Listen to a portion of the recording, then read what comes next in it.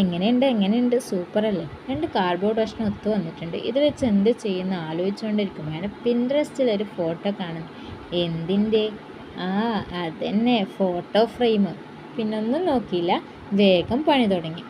ഒരു കാർഡ്ബോർഡ് കഷ്ണം ഇതുപോലെ സ്ക്വയറായിട്ട് മുറിക്കുക. പിന്നെ അതിൻ്റെ വൃത്തികേട് മാറാൻ വേണ്ടി വൈറ്റ് പേപ്പർ ഒട്ടിക്കാം. കുറച്ചും കൂടി അടിപൊളിയാക്കാൻ വേണ്ടി നിങ്ങൾക്ക് ഏതാണോ കളർഫുള്ളായിട്ടുള്ള പേപ്പർ ഉള്ളത് അത് എടുക്കുന്നതായിരിക്കും നല്ലത്. എൻ്റെ അടുത്ത് വൈറ്റ് പേപ്പറാണ് ഉള്ളത്, അതുകൊണ്ട് ഞാൻ വൈറ്റ് പേപ്പർ വെച്ചിട്ട് ഒട്ടിക്കുന്നു. എന്നിട്ട് എല്ലാം കഴിയുമ്പോൾ ഇതുപോലെ കിട്ടും. പിന്നെ മറ്റേ കാർഡ്ബോർഡും വൈറ്റ് പേപ്പർ വെച്ച് ഇതുപോലെ കവർ ചെയ്ത് കൊടുക്കുക.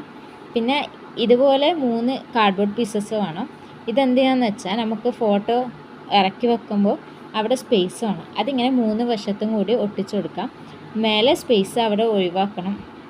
കാരണം എന്ന് വെച്ചാൽ നമുക്ക് ഫോട്ടോ ഇറക്കി വെക്കാൻ വേണ്ടി അതങ്ങനെ ഒഴിവാക്കണം. എന്നിട്ട് നേരത്തെ ആക്കി വെച്ച ഈ ഫ്രെയിമും കൂടി അതിന് മേലെ സ്റ്റിക്ക് ചെയ്ത് കൊടുക്കാം.